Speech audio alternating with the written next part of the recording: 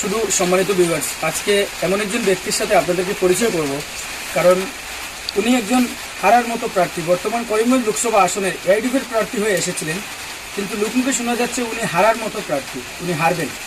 কিন্তু তারপরেও উনি বাড়িগ্রামের পশ্চিম দিকে রয়েছে ইসাগঞ্জ ব্রিজের পাশে একটি বাঁধ ভেঙেছে, এনডির বাঁধ ভেঙেছে, এবং আসিমগঞ্জ একটা বাঁধ ভেঙেছে, পাতারকান্দিতে একটা বাঁধ ভেঙেছে, রাতাবাড়িতে একটি গড় পুড়িয়ে গেছে কয়েকদিন আগে।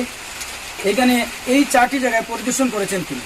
পরিদর্শন করার মূল কারণটি কি বা কিসের জন্য? উনি তো হারার মতো প্রার্থী, কিন্তু তারপরেও কেন উনি এইসব জায়গা পরিদর্শন করছেন বা সাহায্য সহযোগিতা করছেন, এটা ওনার কাছ থেকে আমরা জানবো, শাহুল ইসলাম চৌধুরীর কাছ থেকে। স্যার, আপনি একটু বলবেন কিসের জন্য আপনি একটু করে থাকেন, আপনি কিসের জন্য মানে এই এলাকাগুলো পরিদর্শন করছেন? আমি পরিদর্শক নই, আমি এলাকাগুলো পরিদর্শন করছিলাম।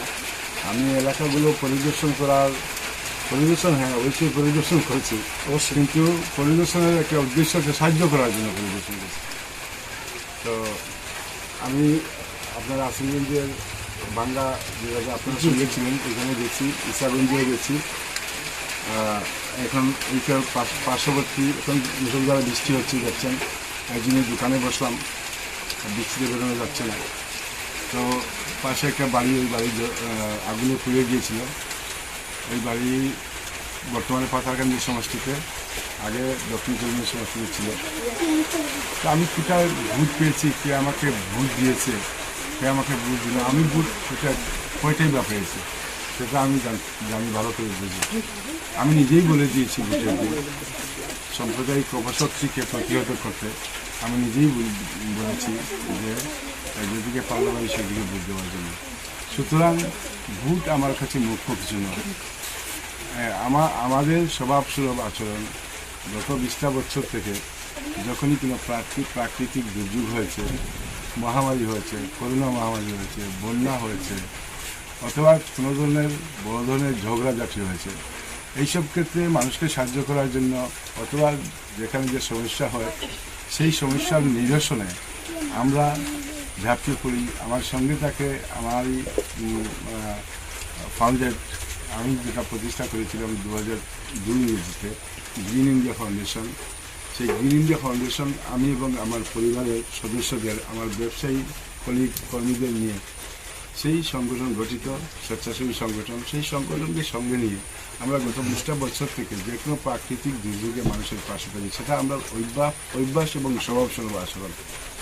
তাতে আজকে যে বাড়িতে গেছি এর আশপাশ কোনো জায়গায় আমরা ভোট পাইনি। আপনি যেহেতু এই কথাটা বলেছেন তো তার জন্য বললাম, না তোমার বলতাম না। যে অঞ্চলে গেছি সেই জায়গায় আমরা ভোট পাইনি, হয়তো 2, 4টা, 5টা, 10টা, 20টা এরকম পেতে পারে।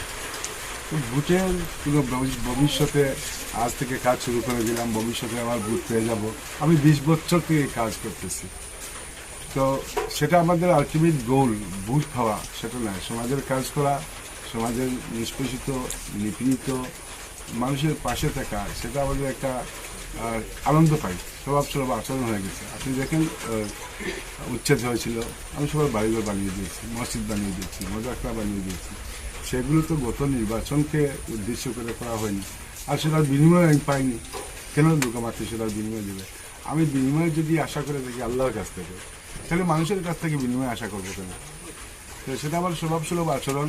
আমি বিনিময়ে শুধু একজনের কাছ থেকে চাই, যিনি আমাকে সৃষ্টি করেছেন, তিনি আপনাদের সবাইকে সৃষ্টি করেছেন, সৃষ্টিকর্তার কাছে বিনিময় চাই। উনি আমাকে বিনিময় দিলেই যথেষ্ট। সেটাই আমার কাছে পরিপূর্ণ এবং যথেষ্ট।